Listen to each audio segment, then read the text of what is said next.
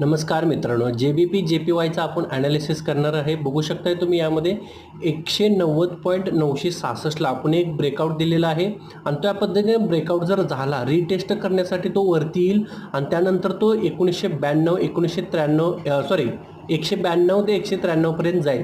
त्यानंतर जर एक ब्रेकडाऊन आला व्यवस्थित तर रिटेस्ट करण्याची वाट बघितली पाहिजे आपण.